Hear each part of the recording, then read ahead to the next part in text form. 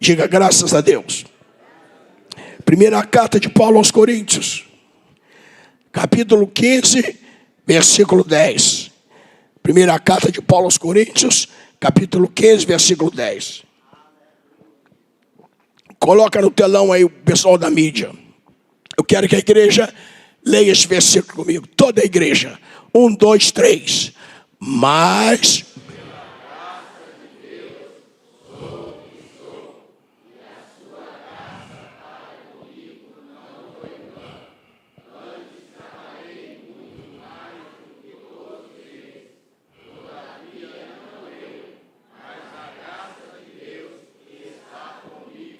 Irmãos, Paulo faz um resumo de tudo aquilo que ele foi, de tudo aquilo que ele fez. Ele sintetiza, né? Coloca de novo lá, irmão, não tira não. Coloca de novo o versículo lá. Eu quero que a igreja leia de novo, por favor. Coloca de novo. Tira quando eu mandar, tá bem? Obrigado. Toda a igreja, irmão. Paulo está reduzindo tudo. E Paulo tinha um perfil extraordinário. Ele não disse, não foi o meu perfil, não foi o meu conhecimento teológico, não foi as minhas capacitações intelectuais, não foi a minha religiosidade, mas foi a graça de Deus em mim. Eu quero declarar, você está aqui esta noite por causa da graça. É a graça de Deus. O pastor estava falando para mim, irmão Joá, Deus tem abençoado aqui em Ribeirão Preto. Eu falei para ele, só tem uns 5 mil crentes aqui. Ele falou assim, tem mais de 40, irmão. O que é isso, irmão? A graça de Deus. Quase 30 mil, né? Desculpa, quase 30 mil mesmo. Então, leia mais uma vez. Leia um pouquinho mais alto, que é para o diabo ouvir no inferno. Leia um pouquinho mais alto, que para os anjos ouvir no céu. Vamos lá? 1, 2, 3. Mas...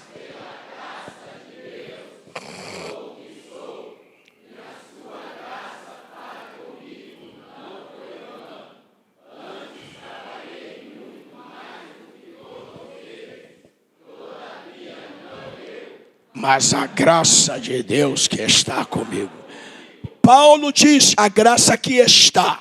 Não é a graça que esteve. Não é a graça que estará. A graça que está.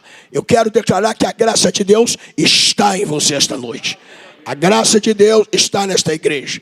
A palavra graça, irmãos, ela aparece 217 vezes na Bíblia. 217 vezes na Bíblia, aparece a palavra graça. As últimas palavras da Bíblia terminam com a palavra graça. A graça de nosso Senhor Jesus Cristo seja com todos vós. Apocalipse capítulo 22, versículo 21. Eu vou repetir. A graça de nosso Senhor Jesus Cristo, né? Solta esse botão aqui, irmão José, solta aqui. Gesiel, eita, Gesiel. Tá forte, varão. Eu sinto a graça na tua vida. Só soltar aqui. O botão de cima. Ajuda o teu servo, Senhor. Daí, amém. Desculpa, pastor. Perdão. Me permite falar assim. 217 vezes a palavra graça aparece na Bíblia. Graça é um ato de amor incondicional. A graça não impõe condições para você recebê-la. Não importa como você está. Não importa o que você fez. A graça te alcança. E a graça, ela realiza uma obra profunda. Graça é favor não merecido. Ninguém merece a graça de Deus.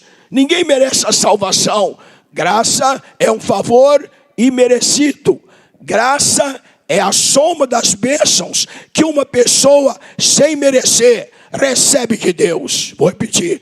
Graça é a soma das bênçãos que uma pessoa, sem merecer, recebe, né, das mãos de Deus.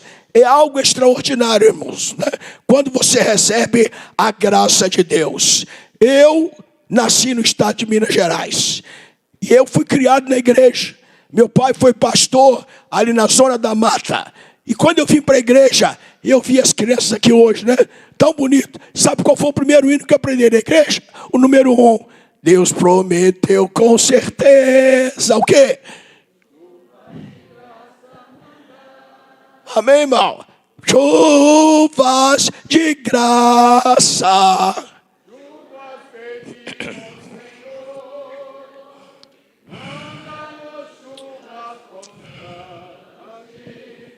chuvas do Consolador.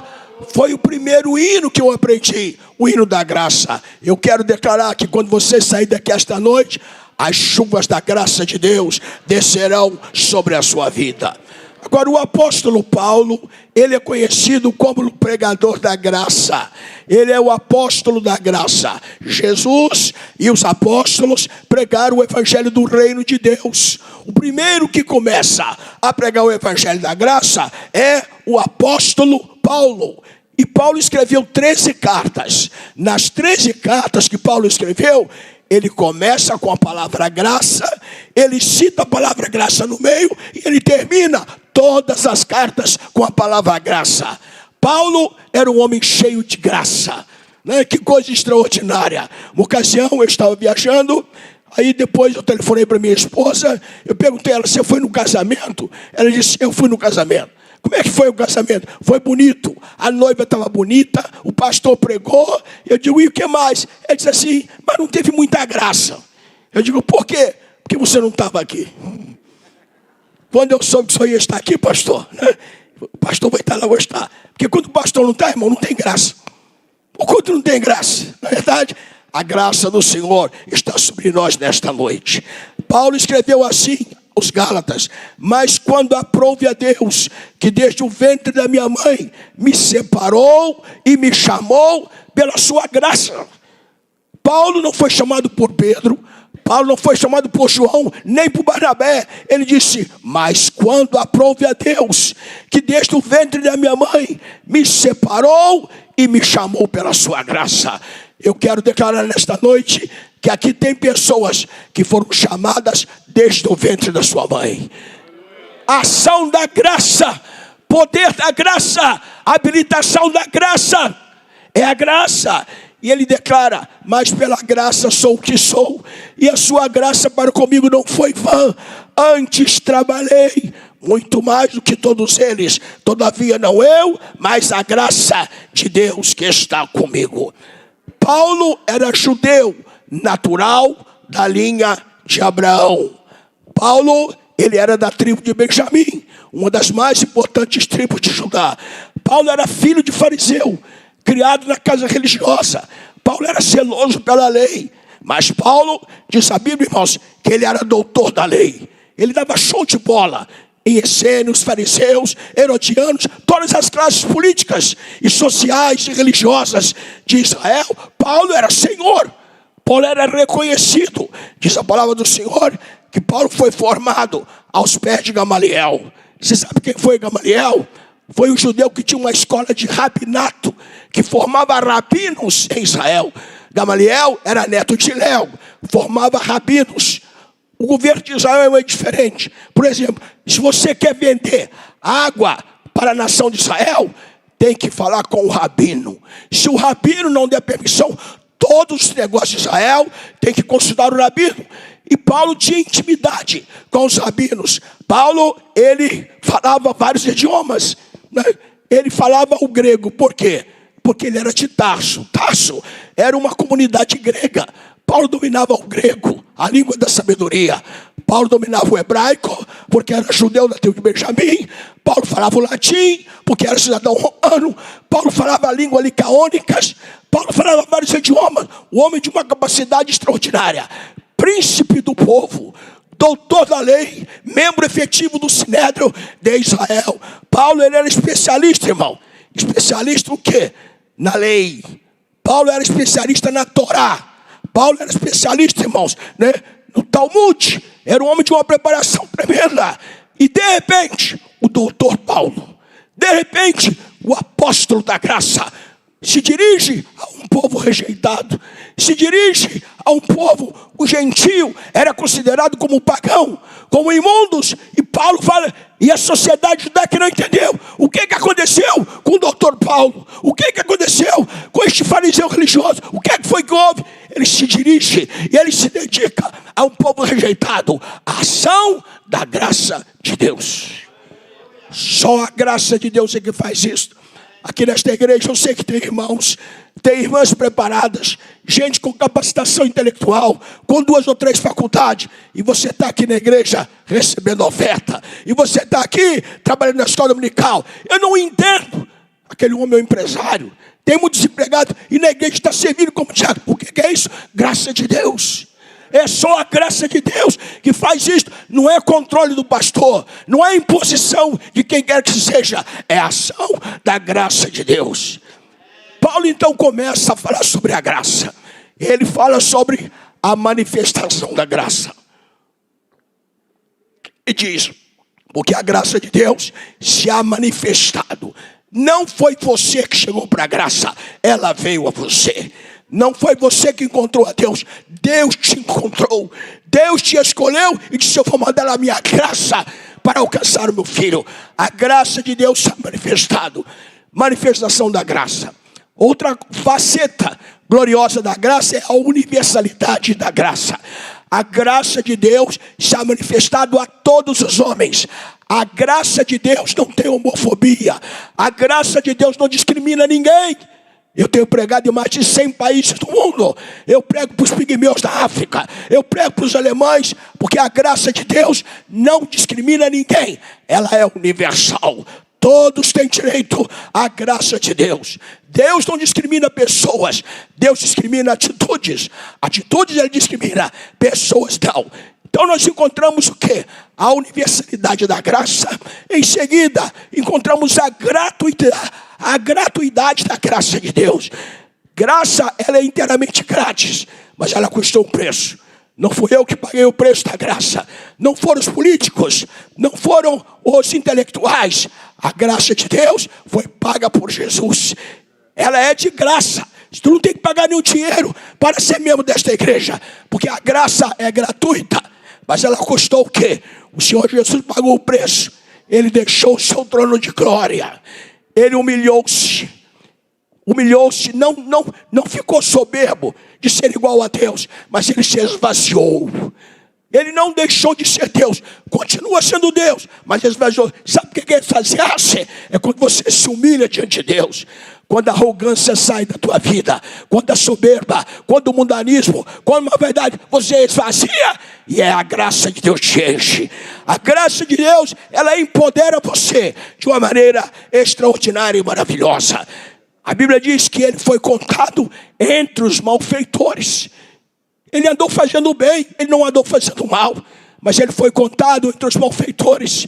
Ele foi, meus queridos irmãos, colocado ali na cruz do Calvário. E uma das últimas coisas que Jesus fez, quando aquele ladrão arrependido, né? O outro começou a condenar. Se tu és o Filho de Deus, desce da cruz. Se Jesus tivesse descido da cruz, não haveria esta igreja esta noite. Nós não estaríamos aqui. E aí então aquele ladrão arrependido, que viveu uma vida de pecado, acusações, alma ferida, ele fala 2 coisas. Senhor, lembra-te de mim quando entrares no teu reino. Primeira expressão que ele fala, ele não vê um Jesus moribundo, ele não vê um Jesus de ser um errado, ele vê Jesus Senhor. A palavra Senhor no grego é Kyrios. Kyrios significa máxima autoridade, a maior autoridade que existe, e recebe o título de Senhor. Sabe quantos senhores tinha no dia de Jesus? Somente um, César, imperador de Roma. Ninguém podia usar o título de Senhor, César é o Senhor. Mas o ladrão disse, Kyrios, Senhor. E aí ele disse, lembra-te de mim quando entrar no teu reino. Ele vê o senhorio de Cristo e ele tem a visão do reino. Ele não é este ladrão moribundo, ele não é este amaldiçoado, ele tem um reino. Quando você recebe a graça de Deus, tu tem a visão do reino. Tu tem a visão do teu futuro. Lembra-te de mim porque tu és rei. Está ensanguentado, está rejeitado, mas tu és Senhor. Tu és Senhor e o teu reino me aguarda. Louvado seja o nome do Senhor. Se você receber a graça de Deus esta noite, você vai ter a visão do reino. Ainda que você esteja num momento difícil, de condenação, de juízo, o reino de Deus vai se revelar para você. Mas nós encontramos, irmãos, a gratuidade da graça de Deus. Ela é inteiramente grátis. Mas encontramos que a graça de Deus, ela trouxe salvação. Ela não se manifestou sem propósito. O propósito da graça de Deus é salvar. Diz a Bíblia, ela trouxe salvação a todos os homens. Porque pela graça sois salvos por meio da fé. A fé não salva ninguém. A fé conduz à graça que salva.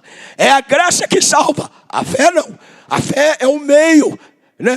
Pela graça sois salvos por meio da fé. Só a graça de Deus é que salva. Só a graça de Deus é que te dá o direito de ter a vida eterna. A graça salvadora. E Paulo declara também que não somente esta graça ela salva, mas a graça instrui. Ela traz instrução. Diz a palavra do Senhor Paulo escrevendo a Tito. Porque a graça de Deus se há manifestado, trazendo salvação a todos os homens. Ensinando-nos que a graça te salva, mas não é uma salvação por um dia. Não é uma salvação temporal. Depois que ela te salva, ela vai te instruir. Ela vai te habilitar. Ela vai te ensinar a rejeitar o pecado. A rejeitar o montanismo. Tem pessoas que dizem, pastor João Caetano, eu já fiz promessa, já senti vela, já consultei terapeutas, já gastei muito dinheiro, e eu continuo fazendo coisas que não agradam a Deus. Eu quero dizer para você, deixa a graça te ensinar. Receba a graça, ela vai te preparar. Você vai vencer naturalmente. Vai fluir em você o poder de vencer o pecado. A palavra do Senhor nos declara que, irmãos, a graça que te salva, ela vai te ensinar. Toda vez que você vem na igreja, você recebe o ensinamento da graça de Deus. Hoje, na reunião de obreiro, a graça se manifestou. E nos ensinou, nos instrui. O pastor é o mensageiro da graça. Ele tem a mensagem, a palavra da graça. E a graça, ela vai te ensinar e vai te proteger. Proteção da graça contra o poder escravizante do pecado. Romanos capítulo 6, versículo 14. Porque o pecado não terá domínio sobre vós, pois não estáis debaixo da lei, mas debaixo da graça. Coloca aí, minha irmã, coloca aí. Romanos 6 e 14. Romanos 6 e 14. Eu quero que você veja esta ação poderosa da graça. Toda a igreja lê lá. No telão, 1, 2, 3.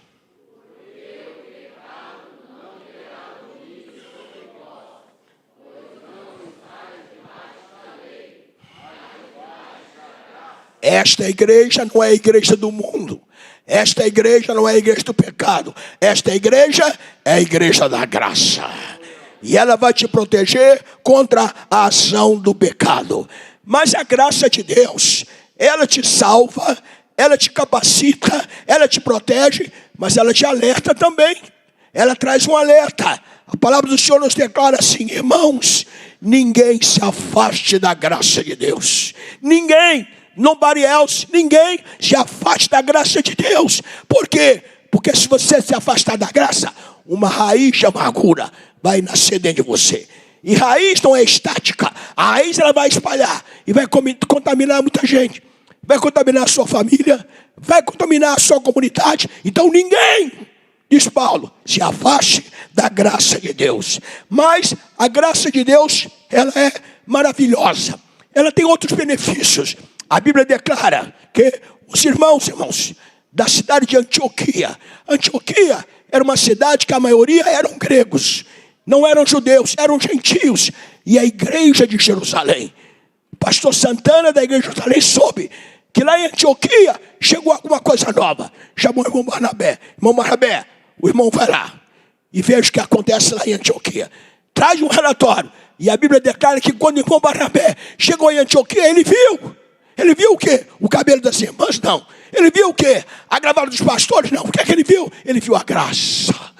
E quando viu a graça, ele se alegrou. Você sabe qual é o maior motivo? A maior alegria do pastor é ver a graça de Deus na igreja. É ver a graça de Deus na tua vida. É ver a graça de Deus no ministério do louvor. É ver a graça de Deus nas crianças. Bartolomeu, o Barnabé, se alegrou vendo a graça de Deus. Eu sei que tem irmãos aqui que vem de longe aqui para a igreja sede. Talvez você venha de ônibus, gaste 1 hora, 1 hora e meia, e lá no seu bairro tem igreja de tudo quanto é tipo. Igreja do sal grosso, igreja comigo ninguém pode, igreja do tapete, igreja daquilo. Um montão de coisa. Toda semana tem campanha. Mas você viaja e vem para cá por quê? Porque aqui você vê a graça. Aqui você recebe a graça. E nós só podemos viver, irmão, através da graça. Louvado e bendito seja o nome do Senhor. Mas vamos observar, né, o Senhor Jesus como a figura maior da graça de Deus. Jesus é a expressão máxima da graça. Paulo foi o apóstolo da graça. Jesus é o Senhor da graça. Jesus é a fonte da graça. E diz a palavra do Senhor que Ele é a revelação maior. E o Verbo se fez carne e habitou entre nós, e vimos a sua glória, como a glória do unigênito do Pai, cheio de graça e de verdade. Jesus não é uma filosofia. Jesus não é um partido político. Jesus não é um conceito. Jesus é a revelação da graça e a revelação da verdade. E o pessoal pergunta, pastor João Caetano, qual é a solução do Brasil? É política? Não. Qual é a solução do Brasil? É econômica? Não. É plano disso? Não. Sabe qual é a solução do Brasil? É a verdade. Jesus diz, conhecereis a verdade e ela vos libertará. As pessoas não querem a verdade. Os políticos não querem a verdade. Os governantes vão continuar escravos. Se você conhecer a graça e a verdade, a nossa nação será abençoada pelo Senhor. Diz a Bíblia que Jesus crescia. O crescimento em estatura, crescimento biológico, crescimento físico, ele crescia em estatura. Jesus crescia em sabedoria, conhecimento intelectual, conhecimento, irmão, né, psicológico, a alma, a psique. Mas Jesus crescia em graça, crescimento espiritual. Jesus crescia em estatura, crescimento físico. Jesus crescia em sabedoria, conhecimento intelectual. E Jesus crescia em graça, conhecimento espiritual. Louvado seja o santo nome do Senhor. Quando Jesus falava, havia uma diferença. Ele falava diferente dos fariseus, dos saduceus, dos essênios, dos herodianos. Jesus falava diferente. Por quê? Porque havia graça na palavra de Jesus. Por que as pessoas gostam de conversar com você? Eu gosto de conversar com aquela senhora, gosto de conversar com aquele homem. Não é você, irmão. É a graça de Deus que está na tua boca. É a graça de Deus que se manifesta nas palavras. Ele fala diferente. Ele não fala profissionalmente, ele fala com graça. Louvado e bendito seja o santo nome do Senhor. E a Bíblia fala de uma região chamada Decápolis. A palavra dec no grego, de e cá, significa 10. Significa 10. E polis é cidade, né? Florianópolis, cidade de Floriano. Teresópolis, cidade de Teresa. E assim por diante. Decápolis eram 10 cidades que ficavam ao redor do mar da Galileia. E diz a palavra do Senhor que em Decápolis havia uma cidade que se destacava. Essa cidade chamava Gadara. Essa cidade era uma cidade infestada de demônios. Era uma cidade que o povo não dormia. Havia uma figura principal em Decápolis, chamado Legião. Legião, ele andava nu, sem roupa. Ele andava, aquele homem, irmão, os pés feridos nas pedras.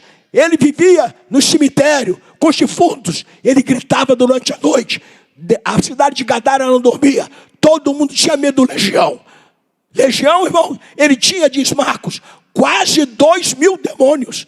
Imagina o seu carro, tem 400 cavalos. Coloca 400 cavalos na frente do carro. É impressionante. Você colocar 400 cavalos para puxar o seu carro.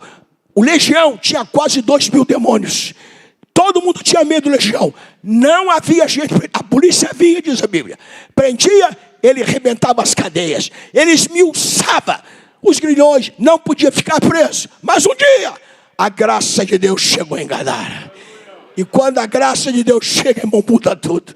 Quando a graça de Deus chega, a cidade muda. Quando a graça de Deus chega, a família muda. Quando a graça de Deus chega, a igreja muda. Quando a igreja de Deus, a tua empresa muda.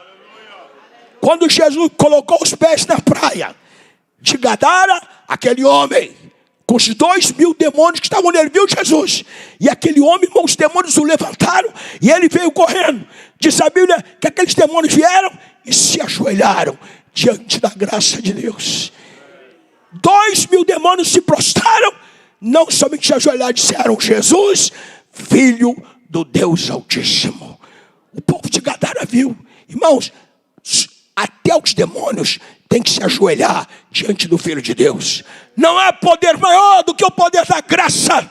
Não há, irmão, poção, capacidade maior do que 2.000 demônios. Jesus, Filho do Deus Altíssimo. Jesus, Filho de Deus. Os demônios reconhecem a graça. Os demônios sabem que Jesus é o Filho de Deus. Aí Jesus mandou que os demônios saíssem dele.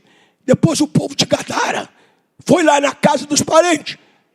O gadareno, estava vestido, perfumado, o cabelo penteado, alegre. O que aconteceu? Jesus me libertou. A graça me alcançou. Um caso, uma figura pública perdida na cidade de Gadara é alcançado pela graça de Deus. Aí ele diz: Senhor, eu quero ir contigo. Eu quero viajar contigo. Jesus disse: não, você não vai viajar comigo. Tu vai ficar aqui em Gadara. Tu vai ficar na tua casa. Tu vai ficar em Decápolis anunciando os benefícios da graça de Deus. É muito importante você receber a graça. Não há caso perdido para a graça de Deus.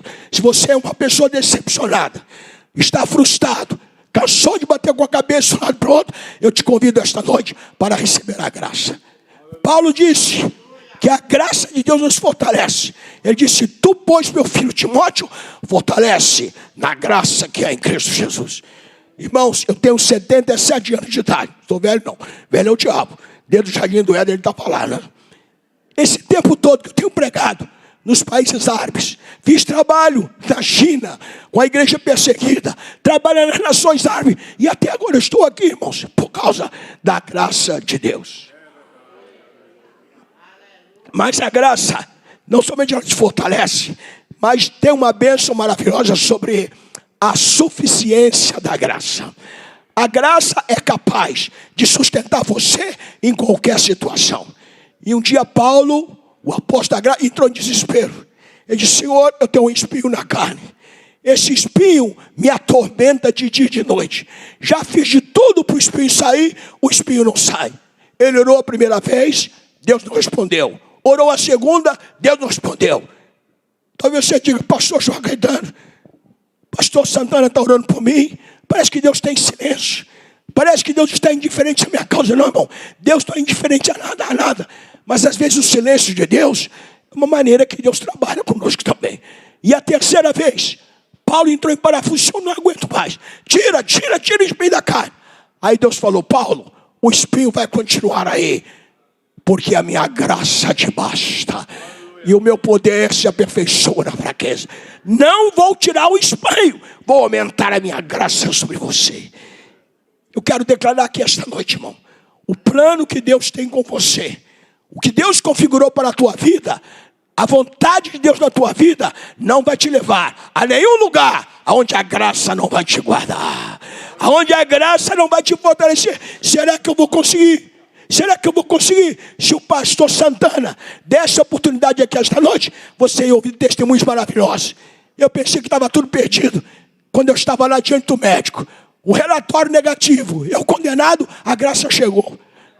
Na hora, quando todo mundo me condenava, na hora do júri, a graça de Deus entrou na cabeça do juiz e o juiz mudou a sentença. Irmão, só a graça de Deus é que faz isso. Não é argumento de advogado. É a graça de Deus. Então, irmãos, eu vou declarar a vontade que Deus estabeleceu para a sua vida. Cada uma pessoa que tem um plano de Deus. Planos, o meu plano é diferente do seu. Você tem um plano especial. Deus se preocupa com você. Deus configurou o teu futuro. E você pensa: mas será? Hoje eu fiquei maravilhado na reunião de obreiro. Relatório dos missionários. Esta igreja é uma igreja missionária. Esta igreja, o púlpito é missionário. O pastor é missionário. O relatório dos trabalhos. Será que vou conseguir ser missionário? Tu não vai conseguir, mas deixa a graça estar em você. A graça de Deus vai te fortalecer. A graça de Deus, ela vai, irmãos, abundar na tua vida. Paulo declarou assim: e os apóstolos davam com grande poder testemunho da ressurreição do Senhor Jesus, e em todo eles havia abundante graça. O que a igreja aqui em Ribeirão Preto precisa mostrar para a sociedade é a graça de Deus. Não é o poder financeiro da igreja, não é o poder político da igreja, é o poder da graça. Porque se a graça se manifestar, a cidade muda, o governo muda, a economia muda, a pobreza sai, os demônios são expulsos pela ação da graça de Deus. Diz a palavra: veio porém a lei para que a ofensa abundasse. Mas onde o pecado abundou, superabundou a graça de Deus. Finalmente, eu estou terminando. A generosidade da graça. Diga comigo, a generosidade da graça. Coloca aí, irmã, 2 Coríntios. 2 Coríntios capítulo 8, versículo 1. 2 Coríntios, eu queria que a igreja olhasse sobre... A graça não é mesquinha. A graça, ela é generosa. O versículo 1 e o 2. Toda a igreja aí é lá. 1, 2, 3.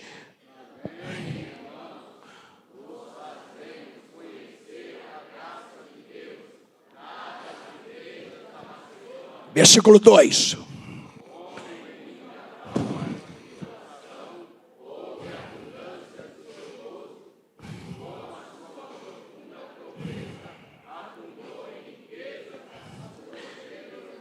Irmãos, as igrejas da Macedônia eram igrejas pobres.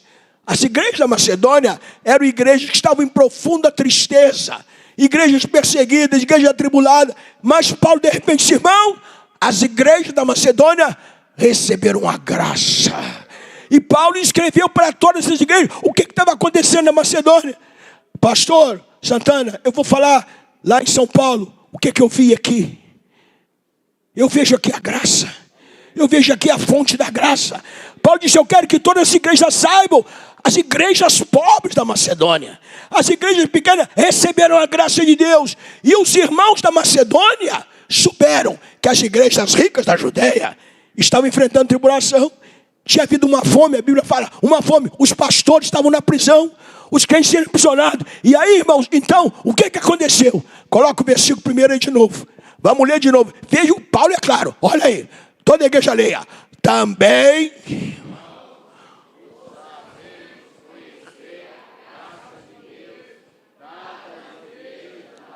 Deus deu a graça às igrejas pobres, às igrejas impotentes. Versículo 2. Veja lá o que diz. Leia aí. Como em muita.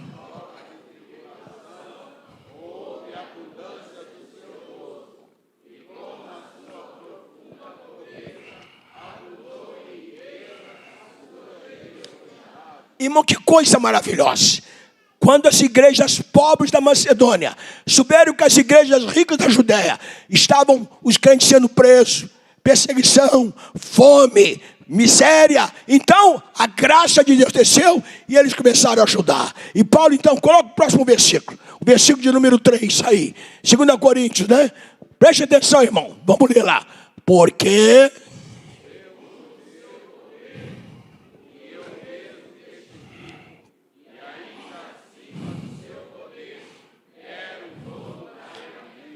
Diga comigo, deram voluntariamente. O pastor Santana não obriga ninguém a dar. A igreja não tem um regimento interno que obriga você a dar. Você se dá voluntariamente pela ação da graça de Deus. Eu fiquei maravilhado, irmãos, com o grande templo. Eu tinha visto na internet, mas hoje eu vi, não tem uma luz queimada. Serviço de som, ó, chupeta. Bom som, irmão, limpeza. Irmão, o que é isso? Os irmãos são ricos? Não, é a graça de Deus. Eu fiz uma pergunta para o pastor na hora do almoço, ele me respondeu. Eu falei, pastor, se o senhor tivesse que comprar o terreno e construir o grande templo, quanto é que o senhor gastaria de mão? Ah, não tem número. O número é alto demais. E eu gostei da resposta. Por quê? Porque não foi o dinheiro que você deu, foi a graça de Deus que manifestou. Paulo disse, irmãos, que os irmãos da Macedônia se deram voluntariamente a Deus. Quando você tem a graça, você se entrega a Deus. Não é preciso, pastor, irmão, vem para a igreja, vem para a escola dominical. Não, você vem com alegria, é a graça. Paulo disse, se deram voluntariamente a Deus. Segundo lugar, os irmãos se deram a nós o ministério. Irmão, a ação da graça de Deus traz em você um sentimento de submissão ao ministério. Se deram a Deus, se deram a nós, os líderes, ao ministério. Se deram aos pobres da Judéia. A graça de Deus vai capacitar a você a ajudar o pobre. E a Bíblia diz que quem dá ao pobre empresta a Deus.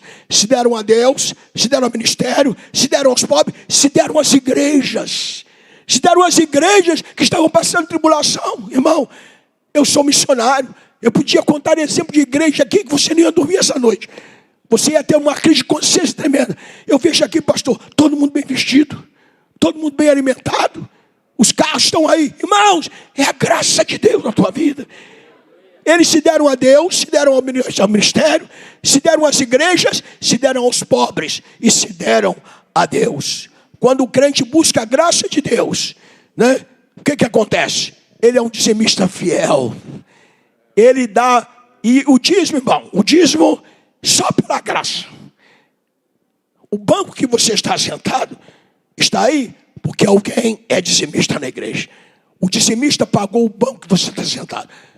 Pastor, desculpa, eu vou falar. Se você não é dizimista, você nem tem direito a sentar no banco. Desculpa eu falar, irmão. Essa luz aqui é paga pelos dizimistas fiéis da igreja. Generosidade, a generosidade da graça. É algo extraordinário, meus queridos irmãos. Quando você é generoso. O dízimo, eu poderia dar muitas definições. Dízimo não é obrigatório. Dízimo é uma ação de graça. Deus não precisa do seu dinheiro. Mas Deus fala assim: o filho honra o pai, o empregado honra o patrão. Se eu sou pai, aonde está a minha honra? Aí Deus diz: trazei todos os dízimos. E Deus começa a falar: trazei todos os dízimos. Deus não precisa do teu dinheiro, mas quando você entrega o dízimo e a oferta, você está honrando a Deus. Honrar alguém é saber que aquela pessoa, ela tem um direito sobre a sua vida. O primeiro direito de alguém que você honra, você reconhece: essa pessoa, ela tem, antes de mim, ela tem o direito dela. E o Senhor disse assim: trazei todos os dízimos. E dízimo, irmão, eu já preguei muito sobre o dízimo. Sabe por que eu defino o dízimo? Dízimo é um milagre. Dízimo é um milagre. Se o pastor Santana desse oportunidade ao dizimista aqui da igreja, tu ia ouvir milagres extraordinários. Pastor, eu ganhava 1.000, a minha dívida era de 2.000.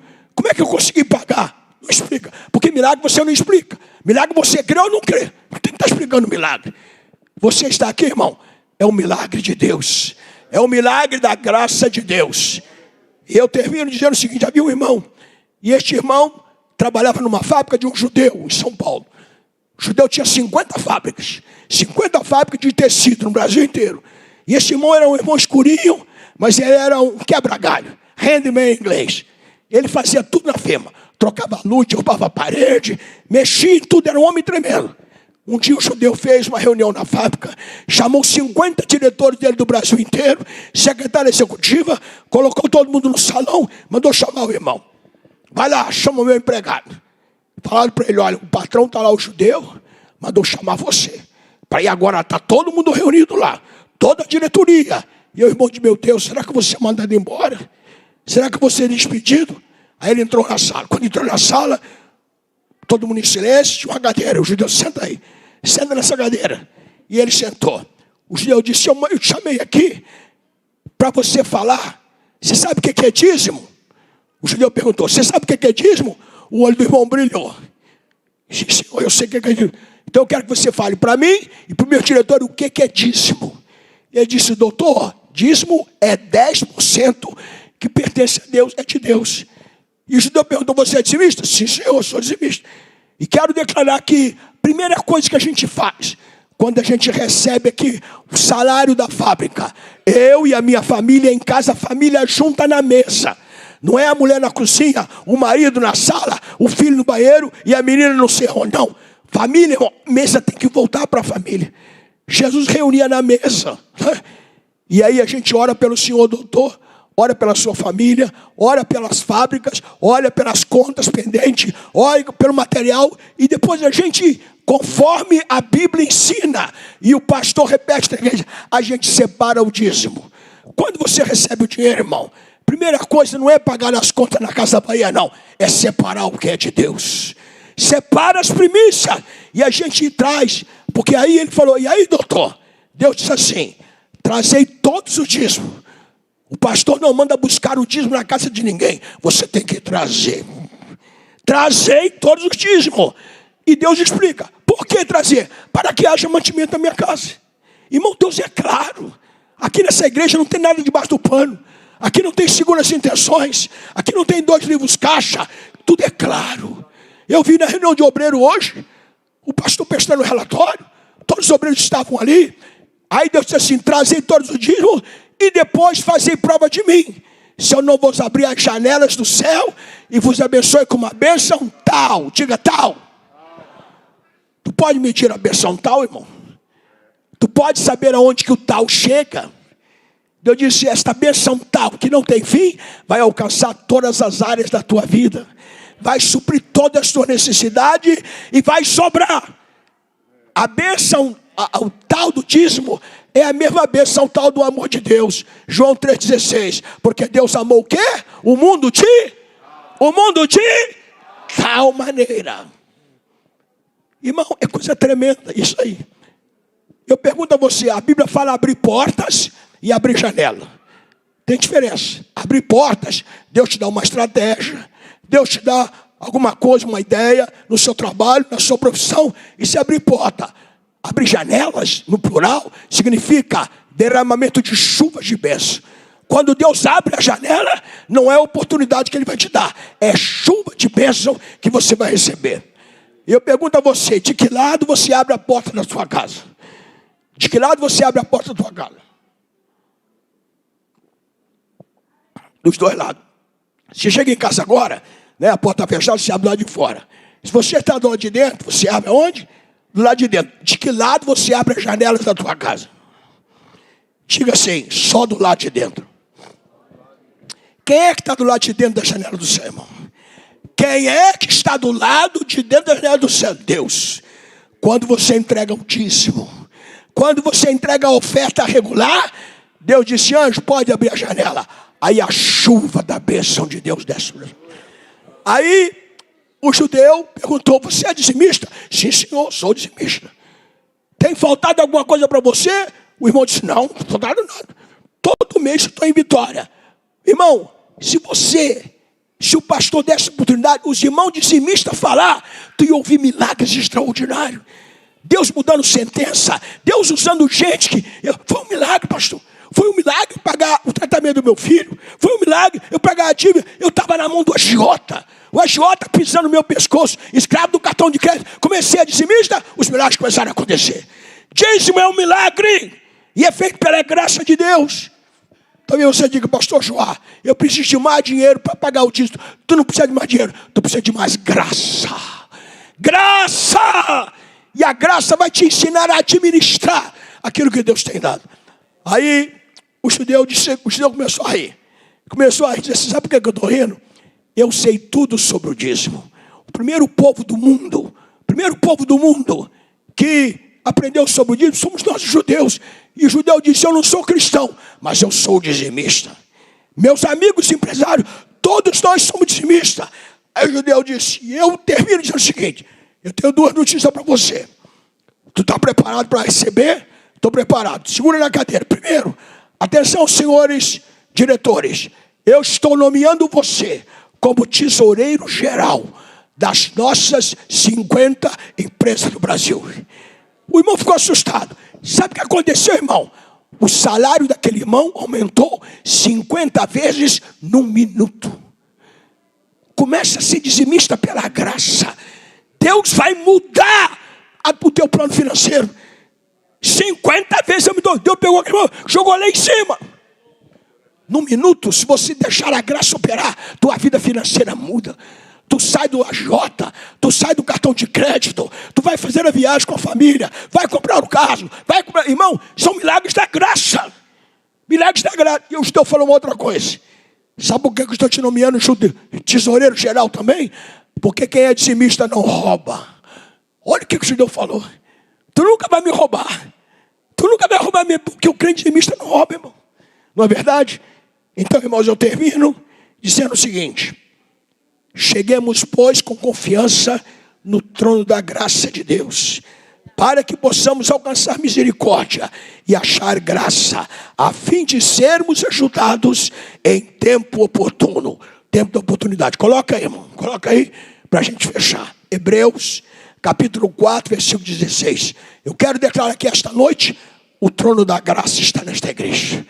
O altar da graça aqui está. Então, irmãos, coloca lá Hebreus 4,16. Toda a igreja leia.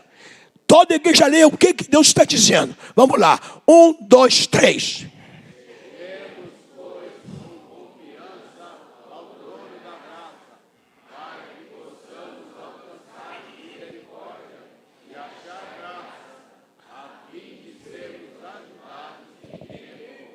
Mais uma vez, deixa a tua alma confessar.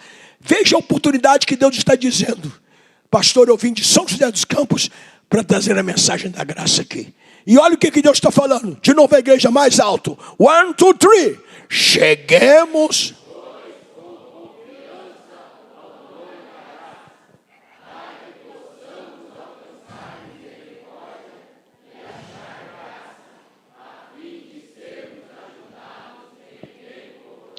O tempo da oportunidade tua é agora. O tempo de você alcançar a graça agora. E eu sei que aqui tem pessoas que precisam da graça de Deus. Chegue com confiança, não tenha medo. Não faça juízo precipitado. Chegue, se aproxime do trono. E a graça vai te alcançar. E a misericórdia de Deus vai te alcançar. Sua graça me basta a mim, amém. Sua graça me basta a mim, na vida de aquém e no céu também. Sua graça me basta a mim. Pastor, vou fazer um pedido. Faça o chamado. Faça o chamado para as pessoas que querem a graça de Deus. Muito obrigado.